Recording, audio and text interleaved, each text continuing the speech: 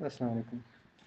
हा त हाणे अचूं था असां इन तरफ़ त तलाक जो शरई तरीक़ेकार कहिड़ो आहे ऐं क़ानूनी तरीक़ेकार छा आहे। हिनमहिल हिकिड़ो सवाल अची वियो आहे मुंहिंजे साम्हूं स्क्रीन ते नज़र अचे पियो, लेकिन इहो वक़्त खां पहिरीं आहे छा जेकॾहिं जो अञा मूं तलाक कीअं थींदी आहे उन ते अञा ॻाल्हाई न आहे। जॾहिं इहो मौज़ू पूरो थी वेंदो त इनशा काफ़ी शयूं वाज़े थी वेंदियूं। उन खां पोइ बि अगरि को सुवाल जवाब जी ज़रूरत हूंदी त इनशा उहो बि उन ते बि ॻाल्हाए वठंदासीं। अच्छा, त मूं पई ॻाल्हि कई त शरीयत जे अंदरि, पहिरियों शरीयत खां था शुरू कयूं त शरीयत जे अंदरि तलाक जो तरीक़ेकार छा आहे। अच्छा, हाणे इन ते मां ईअं ॻाल्हाईंदुमि त हिकिड़ो असां वटि जेको अमूमन जेको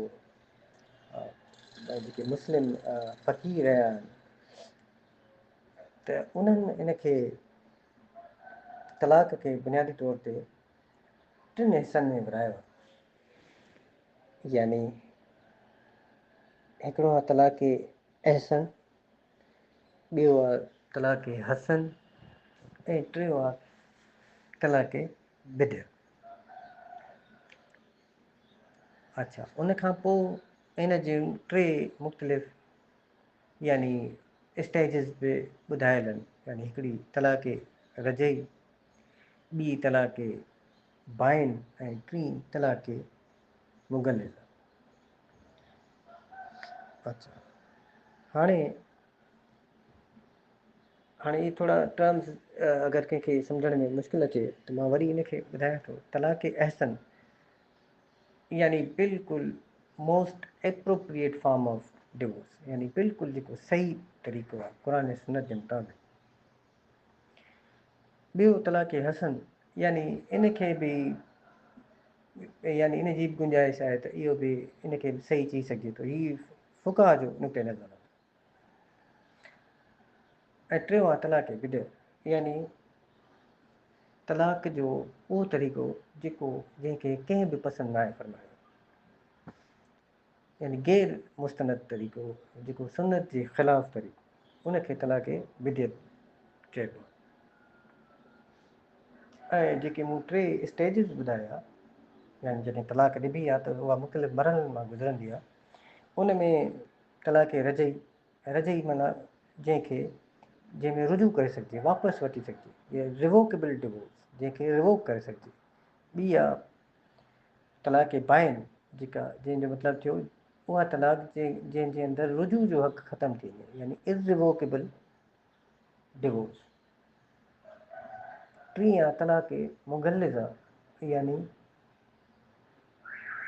जंहिंजो मतिलबु थियो त यानी रुजू जो हक़ मुस्तक़िल तौर ते ख़तमु थी वियो, यानी तमामु दरवाज़ा हिकु तरह सां बंदि थी विया। इनखे परमनेंटली इररिवोकेबल डिवोर्स जंहिंखे चवणु खपे। अच्छा,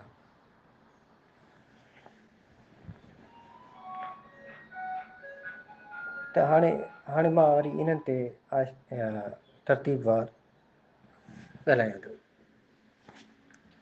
अच्छा, हाणे शुरू कयूं था त हीअ जेके टे मूं ॿुधाया, तलाक अहसन, हसन ऐं तलाक बिद्र, इन में सभ खां पहिरीं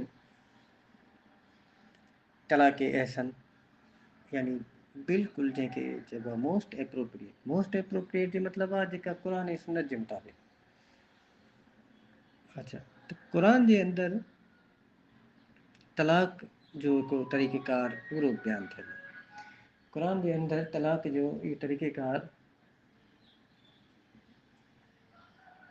सूरह बक़रा जे अंदरि, सूरह बक़रा जे अंदरि इहो आयत नंबर 226 खां वेंदे 238 खां 40 ताईं तलाक जे मौज़ू ते ई अहकामात आहिनि। तव्हां सभु दोस्त उनखे क़ुरान शरीफ़ पढ़ी खोले पढ़ंदव त उहो उन में काफ़ी हद ताईं वज़ाहत सां इहा ॻाल्हि मौजूदु आहे। उन खां पोइ वरी क़ुर जी हिकिड़ी ॿी सूरत आहे जंहिंजो नालो ई सूरत तलाक़ आहे। उन जूं बि शुरू वारियूं 2 आयतूं बिल्कुलु वाज़े आहिनि तलाक़ जे मसइले ते। इन्हनि सूर बकरा ऐं सूर तलाक़ जे अंदरि जेको तलाक़ जो तरीक़ेकार बयानु थियल आहे उहो ई तरीक़ो आहे जंहिंखे असां फ़िक़ही ज़बान में तलाक़ अहसन था चऊं। अच्छा, लेकिन मूं जीअं शुरू में ॻाल्हि कई तलाक़ जेको आहे हिकिड़ो नापसंदीदा अमल आहे, लेकिन उनजी इजाज़त आहे। नापसंदीदा इन करे आहे जो उनजे करे ख़ानदान जो जेको निज़ाम आहे उहो मुतासिर थिए थो, ऐं इजाज़त इन करे आहे जो अगरि इहा इजाज़त न हुजे त 2 माण्हुनि खे ज़बरदस्ती गॾु रहण ते ॼण मजबूर कयो वेंदो, ऐं बाज़ हालतुनि जे अंदरि उहो बि इंतिहाई पंहिंजे नतीजनि जे हवाले सां इंतिहाई ख़तरनाक साबित थी सघे। लिहाज़ा इनखे पसंदि बि न आहे की वियो, पर हिन जी इजाज़त ॾिनी वई आहे। त जीअं दुनिया जे अंदरि जेके बि कानून ठहंदा आहिनि त कानून हाणे असां आम तरह सां कानून जो कोई बि किताबु खोले वेंदासीं त असांखे बसि इहो नज़र ईंदो की ही कानून लिखियलु आहे, ही ॻाल्हि आहे, ही करे सघिजे थो, ही नथो करे सघिजे।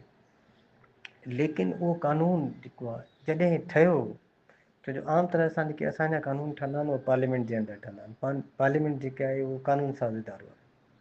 उहो जेको बि कानून जंहिं वक़्तु ठहियो, असां जेके आम तरह सां कानून जा तालिब इल्म आहिनि उन्हनि वटि जेको किताबु ईंदो आहे उन में सिर्फ़ु उहो कानून बयानु थियल हूंदो आहे। लेकिन उहो कानून जंहिं वक़्तु ठहियो उन वक़्तु उन कानून ठाहींदड़ जॾहिं उहो बिल पेश कयो, छो जो हर कानून जेको पार्लियामेंट में ईंदो आहे उहो शुरूआति में कानून न हूंदो बल्कि उहो हिकु बिल हूंदो आहे। त उहो जंहिं बि उहो बिल पेश कयो त उन बिल पेश करण जे पुठियां हुनजो को न को मक़सदु हूंदो, का मंशा हूंदी। उनजे लाइ उनखे साम्हूं रखी उहो कानून ठाहियो वेंदो।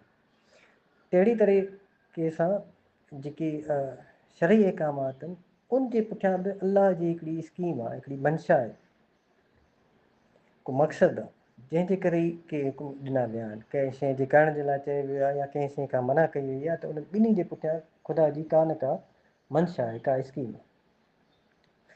अच्छा, हाणे हिन मौज़ू ते जेको तलाक़ जे मौज़ू ते असां गुफ़्तगू कयूं था, हिन जे अंदरि मूं जीअं ॻाल्हि कई त नापसंदीदा अमल आहे, ऐं हिन सां ख़ानदान जो निज़ाम मुतासिर थिए थो, ऐं ख़ानदान मुतासिर थींदो त लामहला समाज ते उन जा बुरा असर पवंदा। लिहाज़ा ख़ुदा जी स्कीम जे अंदरि इहा शइ न आहे मौजूदु त निकाह जो रिश्तो कंहिं तरह सां टुटी पए। लिहाज़ा अल्लाह ताला जी मंशा इहा आहे त इहो रिश्तो हर सूरत क़ाइमु रहे। लेकिन बहरहाल जीअं मूं चयो त उनजी इजाज़त बि ॾिनल आहे, छो जो अगरि हालतूं बिल्कुलु इन सतह ते पहुची वञनि जो इहो रिश्तो निभाइण मुमकिन न रहे त उन सूरत में इनखे एज़ अ लास्ट रिज़ॉर्ट आख़िरी हल जे तौर ते इनखे एडॉप्ट करे सघिजे थो। अच्छा, जेकॾहिं इहो आख़िरी हल आहे त शुरूआति में छा कजे, जंहिं वक़्तु माण्हू खे इहो लॻे त असांजो रिश्तो निभाइणु मुमकिन न आहे त छा उन वक़्तु ई फ़ौरन हिनखे ख़तमु करे छॾे, त इन जो जवाबु आहे न। इन जे जवाब में अलाह ताला क़ुर शरीफ़ जे अंदरि सूरह निसा में इहा शइ बयानु कई आहे त अगरि अहिड़ी का सूरत हाल, निज़ाह वारी सूरत हाल, इख़्तिलाफ़ वारी सूरत हाल का पैदा थी वञे ज़ाल ऐं मुड़ुस जे दरमियान, त मुड़ुस खे खपे त उहो शुरू में उन जा 3 मुख़्तलिफ़ मरहला ॿुधायल आहिनि त उन सां ॻाल्हाइणु बंदि करे छॾे कुझु वक़्त लाइ। अगरि उन सां उन जो मसइलो हल नथो थिए त पोइ बिस्तरो अलॻि करे छॾे, ऐं अगरि पोइ बि सूरत हाल सही नथी थिए, अगरि उहे ॿई इन पोज़ीशन में न आहिनि जो पंहिंजे मसइले खे हल करे सघनि, त पोइ उनजो टियों हल इहो ॿुधायल आहे त ॿिन्ही धुरियुनि जा जेके आहिनि ख़ानदान जा वॾा, मुड़ुस जे तरफ़ां बि ऐं ज़ाल जे तरफ़ां बि, उन्हनि खे विच में आणिजे, उहे पाण में वेहनि ऐं इन मसइले जो हल कढनि। अगरि उन्हनि खां हल थी थो वञे त तमामु बहितर, अगरि नथो थिए त पोइ आख़िरी ज़ाहिर हल पोइ इहो ई बचे थो, तलाक़। त पोइ जॾहिं तलाक़ ॾिनी वञे त पोइ तलाक़ कीअं ॾिजे, ऐं इहा ॻाल्हि सम्झण जी आहे। जीअं हाणे मां बिल्कुलु तलाक़ अहसन ते था ॻाल्हायूं, माना उहा तलाक़ जेका अलाह ताला ॿुधाई आहे, अलाह जी स्कीम इहा आहे त तलाक़ कंहिं बि सूरत में इनखे यानी जेतिरो मुमकिन हुजे त इनखे टारे छॾिजे जीअं या तलाक वाक़ई न थिए, हिन में डिले कजे। उन करे जेको क़ुर शरीफ़ जे अंदरि इहा शइ इन जो ज़िक्र कयो, उन में क़ुर जे अंदरि सिर्फ़ु हिकु ई तरीक़ो बयानु कयल आहे, यानी तलाक अहसन। बाक़ी जेके आहिनि हसन ऐं बिदा इन जो क़ुर सां वास्तो न आहे। इहे कुझु उन वक़्तु खां कुझु रस्मूं इन क़िस्म जूं हलंदियूं अचनि थियूं। बहरहाल जेको क़ुर जो तरीक़ो आहे, जेको अलाह ताला ॿुधायो आहे, उहो ई आहे जंहिंखे असां तलाक अहसन चवंदा आहियूं।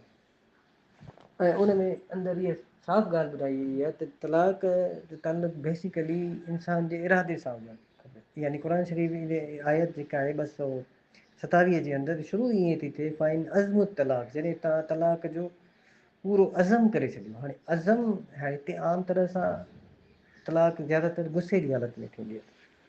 मां ईअं नथो चवां त गुस्से जी हालत में तलाक न थींदी, लेकिन मां ॿुधायां थो त अलाह ताला छा थो फरमाए, उहो ॿुधाए थो त जॾहिं तव्हां तलाक जो अज़म कयो, यानी तमामु ॿिया तव्हां तरीक़ा अपनाए ॾिठा ऐं तव्हांजो मसइलो हल न थियो, हाणे तव्हां इहो इरादो करे छॾियो त हाणे तलाक ई ॾियणी आहे, हाणे ॿियो कुझु न आहे, ॿियो कुझु नथो थी सघे, त उन खां पोइ तलाक जो जेको अहसन तरीक़ो आहे, जेको क़ुर जे अंदरि बि आहे ऐं जेको सुन्नत में यानी कि हदीस जे अंदरि बि मौजूदु आहे, त उहो तरीक़ेकार इहो आहे त तलाक अहसन यानी कि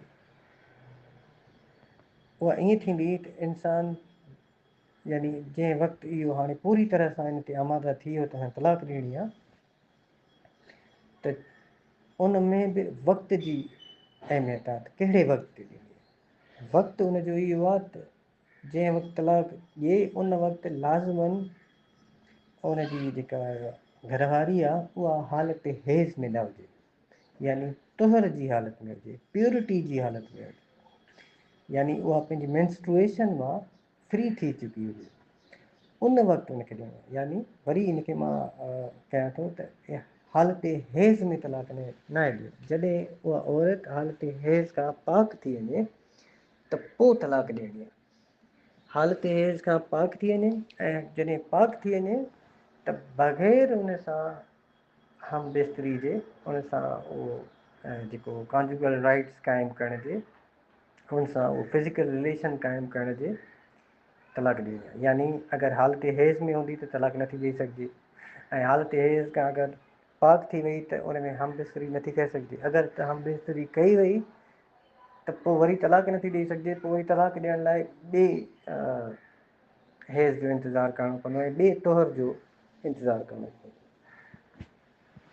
अच्छा, हाणे बेसिकली तव्हां इन पूरे में ॾिसंदव त इन में साफ़ नज़र अचे थो त टाइम गेन करण वारी ॻाल्हि आहे, यानी वक़्तु इनखे इन ॻाल्हि खे ड्रिगो कजे ताकी उन मर्द खे इहो मौक़ो ॾिनो वञे त पंहिंजे फ़ैसिले ते नज़रसानी करे, इनखे रिकंसिडर करे।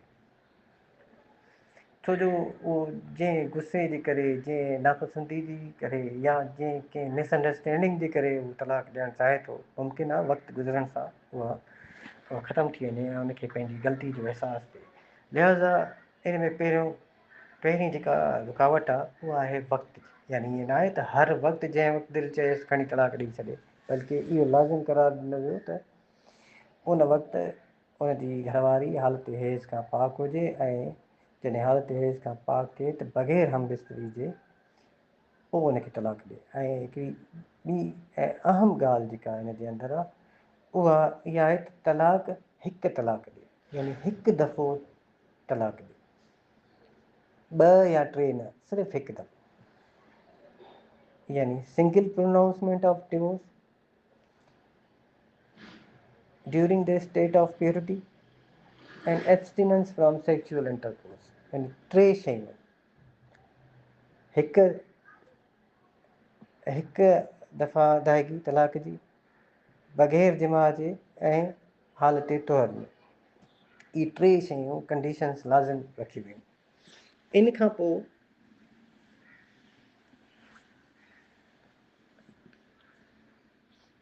पोइ जॾहिं इन तरीक़े सां कंहिं मुड़ुस पंहिंजी ज़ाल खे तलाक ॾेई छॾी त उनजे फ़ौरन बाद इद्दत शुरू थी वई। इद्दत शुरू थींदी। इद्दत जो बुनियादी तरह सां मक़सदु इहो आहे, इनखे असां चवंदा आहिनि वेटिंग पीरियड, यानी इंतज़ार जो हिकिड़ो वक़्तु आहे। यानी इन इद्दत जे दौरान जेका आहे, हिकिड़ो त इन शइ खे ॾिठो वेंदो आहे त उहा जेका ज़ाल आहे उहा हमल सां त न आहे, उहा प्रेगनेंट त न आहे। ऐं ॿियो, इन वक़्तु दौरान उनजे मथां जेका हिकिड़ी पाबंदी आहे उन औरत जे मथां, त उहा ॿियो निकाह नथी करे सघे। हाणे इद्दत जेका आहे उहा मुख़्तलिफ़ आहे। तलाक जी इद्दत मुख़्तलिफ़ हूंदी आहे, ऐं मुड़ुस जी वफ़ात जी जेका इद्दत हूंदी आहे उहा मुख़्तलिफ़ हूंदी आहे। अच्छा, तलाक जी इद्दत में जंहिं शइ खे ॾिठो वेंदो आहे इहो हिकिड़ो त इहो ॾिठो वेंदो आहे त उहा हमल सां आहे या न आहे। ऐं ॿी ॻाल्हि जेका इन जे पुठियां ॿियो जेको अहम मक़सदु आहे उहो इहो आहे त इहो बि हिकिड़ो वक़्तु गेन करण जो तरीक़ो आहे। यानी इहो बि वक़्तु ॾिनो वञे मुड़ुस खे, ताकी इन वक़्त जे अंदरि हू पंहिंजे फ़ैसिले ते नज़रसानी करे। यानी कंहिं बि वक़्तु उनखे अगरि इन ॻाल्हि जो अहसासु थिए त उन तलाक जो को ग़लति फ़ैसिलो कयो आहे त उनखे वापसि वठे। अच्छा, उनखां पोइ जीअं इद्दत शुरू थींदी त हाणे इद्दत जो मसइलो अची वियो। इद्दत केतिरो वक़्तु हूंदी? इद्दत जी मुदत जेका आहे उहा आहे 3 हेज़, 3 मेंस्ट्रुएशन। अच्छा, बल्कि इन जे अंदरि 3 डिफरेंट कंडीशन आहे। हाणे 3 मेंस्ट्रुएशन या 3 हेज़ उन औरत लाइ आहिनि जेका उमिरि जे उन हिसे में आहे जो उनजो मेनोपॉज़ खे न आहे पहुती, यानी उनजो हेज़ अञा हलंदड़ आहे, उहो ख़तमु न आहे थियो। उन औरत जे लाइ 3 हेज़। अच्छा, ऐं अगरि का औरत जी उमिरि इन एतिरी थी चुकी आहे, यानी उहा मेनोपॉज़ खे अटेन करे चुकी आहे, ऐं उनजा जेके मेंस्ट्रुएशन अचण जो सिलसिलो बंदि थी चुको आहे, त उनजे लाइ 3 महीना, 3 चंड वारा महीना, लूनर मंथ। अच्छा, ऐं अगरि त औरत जेका आहे प्रेगनेंट आहे, जंहिं वक़्तु तलाक ॾिनी वई उन वक़्तु औरत जेका आई, ज़ाल जेका आई, उहा हमल सां आई, उहा प्रेगनेंट हुई, त पोइ उन सूरत में उन इद्दत जी मुदत आहे जेसि ताईं ॿार खे जनमु ॾिए। अच्छा, हाणे इहा इद्दत आहे। हाणे इन इद्दत जे अंदरि इन तलाक जे, जंहिंखे असां तलाक अहसन चऊं था, इहा तलाक अहसन हुजण सां गॾोगॾु जेको मूं इन जा ॿिया स्टेजिस ॿुधाया, त तलाक अहसन सां इहा तलाक रजई जो, यानी इन जे अंदरि रुजू करे सघिजे थो, रिवोक करे सघिजे थो। मुड़ुस अगरि पंहिंजे फ़ैसिले ते नज़रसानी करे ऐं पंहिंजे रिश्ते खे बहाल करणु चाहे त दौरान इद्दत उहो इनखे बहाल करे सघे थो, रिवोक करे सघे थो। कीअं रिवोक कंदो? इहा रिवोकेशन 2 तरीक़नि सां थी सघे थी। या त वर्बली ते, यानी इहो हुन सां इक़रार करे त मां हाणे इन पंहिंजे तलाक जे फ़ैसिले खे वापसि थो वठां, या वरी अगरि इन इद्दत जे दौरान उन जे विच में अगरि त कोई फिज़िकल रिलेशन क़ाइमु थी थो वञे, हम बिस्तरी जी सूरत हाल अची थी वञे, त उहा पोइ ऑटोमेटिकली उहा तलाक जेका आहे उहा रिवोक थींदी। अच्छा, हाणे इन में जेका मां ॻाल्हि चवणु चाहियां थो, त मतिलबु तलाक जे अंदरि तव्हांखे हिकिड़ो वक़्तु मिली वियो त पंहिंजे फ़ैसिले ते गौर कयो, ऐं अगरि माण्हू खे लॻे त ग़लती थी आहे त उनखे रुजू करे सघिजे थो, या ख़ुदा जे तरफ़ां हिकिड़ी अपॉर्चुनिटी मिलियल आहे, हिकिड़ो चांस मिलियल आहे।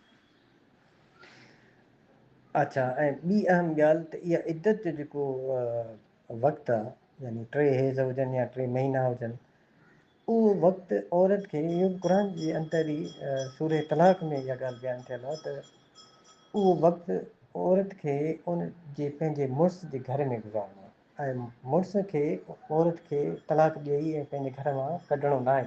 न मुड़ुस खे उनखे ॿाहिरि कढणो आहे, न औरत खे उहो घर छॾे वञिणो आहे, बल्कि इहो इद्दत जो वक़्तु पंहिंजे मुड़ुस जे घर ई गुज़ारणो आहे। अच्छा, इन में बि अलाह जी हिकिड़ी हिकमत आहे त उहे 2 माण्हू अगरि गॾु रहंदा कंहिं घर में, त उन सां बि इहो मुमकिन आहे त उनजे अंदरि हिकिड़ी नरमी पैदा थी वञे, उहो गुस्सो या उहा जेका तलखी या जेका ग़लतफ़हमी उहा दूरि थी वञे। छाजे करे जो अगरि उहो हिकु दफ़ो घर छॾे वई त पोइ तव्हां असां सभिनी खे ख़बर आहे त पोइ जॾहिं ॿिया माण्हू विच में ईंदा आहिनि त उहे ज़ाहिर आहे उन सूरत हाल खे अञा वधीक ख़राबु ई कंदा आहिनि। लिहाज़ा इहो बि चयो वियो त उहा इद्दत जेका आहे मुड़ुस जे घर में ई करणी आहे ऐं उन दौरान उनखे नान नफ़को जी सॼी ज़िमेदारी मुड़ुस जे मथां ई हूंदी। त हाणे तव्हां इन मां तव्हां अंदाज़ो कयो त अलाह ताला चाहे ई नथो त ज़ाल ऐं मुड़ुस जे दरमियान अलहदगी थिए। इन करे कुझु टाइम ॾिनो वियो, उन तरीक़ेकार खे मुश्किल कयो वियो, वरी रुजू जो हक़ बि ॾिनो वियो ऐं औरत खे बि इहा शइ लाज़िम कई वई मुड़ुस जे मथां उहो यानी उहो इद्दत जो वक़्तु उहो पंहिंजे मुड़ुस जे घर ई गुज़ारे। लिहाज़ा इन इद्दत जे अंदरि मुड़ुस खे इहो हक़ु मिलियल आहे त ऐं इहो बि सूरह बक़रा जे अंदरि इहो वाज़े लिखियलु आहे त उहो उनखे वरी वापसि रुजू करे सघे थो इद्दत जे दौरान। लेकिन अगरि इद्दत जे दौरान अगरि मुड़ुस पंहिंजे इन फ़ैसिले ते तलाक वारे फ़ैसिले ते क़ाइमु रहे थो त पोइ उन सूरत में ऐं इद्दत ख़तमु थी वञे त जीअं इद्दत ख़तमु थी अगरि उनजे अंदरि उन रुजू न कयो त पोइ तलाक वाक़ई थी वेंदी, यानी तलाक जंहिंखे असां चवंदा आहियूं पोइ तलाक इफ़ेक्टिव थी वेंदी, मुकमल थी वेंदी, मुयसरु थी वेंदी। त उनखां पोइ ज़ाल उन रिश्ते खां आज़ादु थी वई, पोइ उनजी मर्ज़ी आहे उहा कंहिं ॿिए मर्द सां निकाह करे न करे, उहा पंहिंजे ज़िंदगी में हाणे उन रिश्ते खां आज़ादु थी वई। लिहाज़ा उनखे हाणे इहो हक़ आहे त उहो छा बि करे सघे थी, कंहिं ॿिए माण्हू सां निकाह करे या अगरि उन साॻी मुड़ुस सां निकाह करणु चाहे तॾहिं बि करे सघे थी बग़ैर कंहिं दरमियान जे कंहिं ॻाल्हि जे। मतिलबु अगरि इन तरीक़े सां सही तरीक़े जे मुताबिक़ जंहिंखे तलाक अहसन चयो थो वञे, जंहिंजो तरीक़ेकार बि मूं ॿुधाए छॾियो, अगरि इन तरीक़े जे अंदरि तलाक ॾिनी थी वञे त तलाक जे इद्दत जे दौरान मर्द खे इहो हक़ु रहे थो त इद्दत जे दौरान रुजू करे। अगरि उहो रुजू नथो करे, इद्दत पूरी थी वञे त तलाक क़ाइमु थी वञे। उन खां पोइ ज़ाहिर आहे रुजू जो हक़ु जेको आहे राइट टू रिवोक उहो ख़तमु थी थो वञे। उन खां पोइ बि दरवाज़ो मुकमल तौर ते बंदि नथो थिए, उहे ॿई वरी तजदीद निकाह जे ज़रिए यानी नए निकाह जे ज़रिए वरी हिक ॿिए सां गॾु थी सघनि था। अगरि उन्हनि खे लॻे त उहो फ़ैसिलो जेको हुयो उहो ग़लति हो त उहो नओं निकाह करे, नओं निकाह मतिलबु नओं निकाह नओं हक़मार नए तरीक़े सां उहो निकाह थींदो ऐं उहो वरी ज़िंदगी में ज़ाल ऐं मुड़ुस जे तौर ते ज़िंदगी शुरू करे सघनि था अगरि करणु चाहिनि त। इन्हनि ॿिन्ही सूरतुनि में अगरि इद्दत जे अंदरि रुजू करे या रुजू न करे उन खां पोइ वरी ॿीहर निकाह करे, नओं निकाह करे, त ॿिन्ही सूरतुनि में हिकिड़ी ॻाल्हि नोट करण जी आहे त उहा हिकु तलाक काउंट कई वेंदी, यानी मुड़ुस पंहिंजी ज़ाल खे ज़िंदगी में इहो सम्झो वेंदो त हिकु तलाक ॾेई चुको आहे। यानी इवन अगरि उहो उन इद्दत जे दौरान रुजू बि करे तॾहिं बि इहो सम्झो वेंदो त उन पंहिंजी ज़ाल खे ज़िंदगी में हिकु दफ़ो तलाक ॾिनी आहे। लेकिन बसि फ़र्क़ु इहो आहे त रुजू जे अगरि इद्दत जे दौरान रुजू कयो त पोइ उनखे नए निकाह जी ज़रूरत न आहे, लेकिन हिकिड़ी तलाक काउंट थींदी। हाणे उहो वरी ॿीहर ज़ाल ऐं मुड़ुस जी सूरत में वरी उहो ज़िंदगी ऐं शुरू करे सघनि था नई ज़िंदगी। अच्छा, हाणे अगरि फ़र्ज़ु था कयूं त ज़िंदगी में वरी कॾहिं अहिड़ी सूरत हाल पैदा थी वई, वरी का मिसअंडरस्टैंडिंग थी वई, वरी का नाराज़गी थी वई, त वरी तरीक़ेकार इहो ई थींदो जेको मूं ॿुधायो। यानी वरी अगरि ॿीहर तलाक ॾियणु चाहींदो तॾहिं बि उहो ई थींदो, यानी हेज़ खां पाकाई जी सूरत में ॾियणी पवंदी, बग़ैर हमबिस्तरी जे ॾियणी पवंदी ऐं पोइ वरी इहा इद्दत शुरू थींदी। इद्दत जे अंदरि वरी उहो रुजू जो हक़ु रहंदो ऐं अगरि रुजू न कयो वियो त वरी ॿिए तजदीद निकाह सां वरी उहो पंहिंजे रिश्ते खे बहाल करे सघनि था। सो अहिड़े तरीक़े सां अगरि वरी ॿीहर तलाक ॾिनी वई त उहा पोइ ॿी तलाक काउंट थींदी। ऐं अगरि रुजू न कयो वियो, रुजू कयो वियो तॾहिं बि ॿी तलाक काउंट थींदी, ऐं रुजू न कयो वियो ऐं नओं निकाह कयो वियो त वरी बि यानी इहो मञियो वेंदो त ॿ तलाकूं थी वञनि। अच्छा, हाणे इन तरीक़े सां अगरि तव्हां हिनखे काउंट कयो त उन ॿिनि माण्हुनि जे दरमियान, यानी उन मर्द ऐं औरत जे दरमियान ज़िंदगी में ॿ तलाकूं थियूं ऐं 3 निकाह थिया। हिकिड़ो निकाह त जेको पहिरियों हो, पोइ ॿियो थियो हिकिड़ी पहिरीं तलाक खां पोइ, हाणे वरी ॿी तलाक खां पोइ 3 निकाह थियो। अगरि यानी इद्दत जे दौरान रुजू न करे त यानी पोइ 3 निकाह 2 तलाक। अच्छा, हाणे इन में जेका मज़े जी ॻाल्हि आहे उहा इहा आहे त अगरि इन तरीक़े जे मुताबिक़ तलाक ॾिनी वञे त तव्हां ॾिसो अवल त अहिड़ी सूरत हाल वधीक इम्कानात कोन पैदा थींदा। यानी केरु अहिड़ो को दिमाग़ी तवाज़ुन जंहिंजो ठीकु न हुजे जो उहो तलाक ॾिए ऐं तलाक में 3 महीननि ताईं बि पंहिंजे फ़ैसिले ते रुजू न करे ऐं उन खां पोइ वरी नओं निकाह करे अचे, वरी नए निकाह खां पोइ वरी ॿीहर तलाक ओहिड़े तरीक़े सां ॾिए। ऐं उनखां वधीक बेवकूफ़ त शायदि उहा औरत हूंदी जेको अहिड़े मर्ज़ सां वरी हिकु दफ़े एॾी वॾी उन सां ज़्यादती थियण खां पोइ वरी ॿीहर उन ई माण्हू सां निकाह करे। त घणे भाङे इन शइ जो इम्कान ई न आहे। ठीकु आहे, त सूरत हाल इन दर्जे में वेंदी। लेकिन असां छो जो इहा हिकिड़ी फर्ज़ था कयूं त अगरि ईअं थिए त पोइ छा थींदो, त हाणे इन तरीक़े सां इहे 2 तलाकूं थी वियूं। हाणे अचूं था अगरि 3 निकाह थियो, 2 तलाकूं थी वियूं ऐं हाणे वरी या रुजू कयो, हाणे वरी उहे मुड़ुस ऐं ज़ाल जी हैसियत में वरी ॿीहर ज़िंदगी गुज़ारनि था ऐं हाणे वरी उन जी ज़िंदगी में अहिड़ो मौक़ो अचे थो जो मर्द वरी 3 तलाक ॾिए थो पंहिंजी ज़ाल खे। हाणे हाणे हाणे जेका हीअ तलाक ॾींदो आहे, बुनियादी तौर ते जेको असां वटि तलाक सलासा आहे, जंहिंखे चइबो आहे 3 तलाकूं, 3 या ट्रिपल तलाक, उहा आहे इन तरीक़े सां त अगरि तलाकूं ॾिनियूं आहिनि त इनखे 3 तलाकूं चइबो आहे।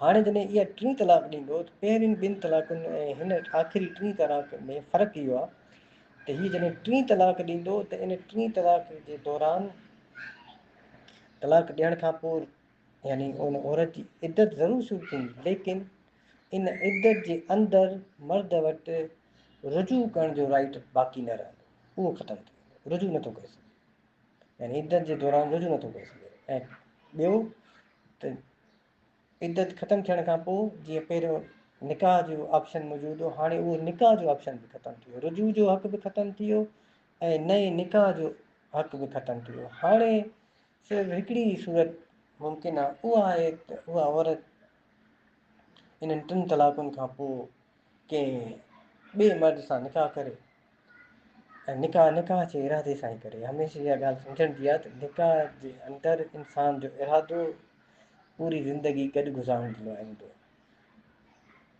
निकाह करण दौरान कॾहिं बि कंहिं माण्हू जो इहो इरादो न आहे हूंदो त अॼु निकाह कयां सुभाणे तलाक ॾियां। निकाह दौरान हर इंसान इहो चाहींदो आहे त हाणे हिन रिश्ते खे मूंखे हमेशह क़ाइमु रखिणो आहे। पोइ अगरि कॾहिं ज़िंदगी में इन क़िस्म जी सूरत हाल अची थी वञे जो मजबूरनि माण्हू खे तलाक जो ऑप्शन एडॉप्ट करणो पए थो, उहा हिकिड़ी अलॻि ॻाल्हि आहे। लेकिन निकाह करण दौरान हमेशह इंसान जो इरादो ज़िंदगी गॾु गुज़ारंदो, लिहाज़ा उहा औरत इन 3 तलाकनि खां पोइ जहिड़े तरीक़े सां मूं बयानु कई, जेको क़ुर सुन्नत जे अंदरि मौजूदु आहे, जंहिंखे तलाक अहसन चयो थो वञे, उन में 3 तलाकनि खां पोइ हू वरी ॿीहर गॾु नथा थी सघनि सवाइ हिन जे जो उहा औरत कंहिं ॿिए माण्हू सां निकाह करे, निकाह जे ई इरादे सां करे, हमेशह गॾु रहण जे इरादे सां करे। पोइ अगरि ईअं थिए जो इतफ़ाक़ कॾहिं उहो जंहिं ॿिए माण्हू सां हुन निकाह कयो आहे उहो उनजी वफ़ात थी वञे या वफ़ात नथी थिए, उहो बि उनखे तलाक ॾेई थो छॾे, त पोइ हू पंहिंजे उन जेको हुनजो पहिरियों मुड़ुसु हो उन सां पोइ हू निकाह करे सघे थो।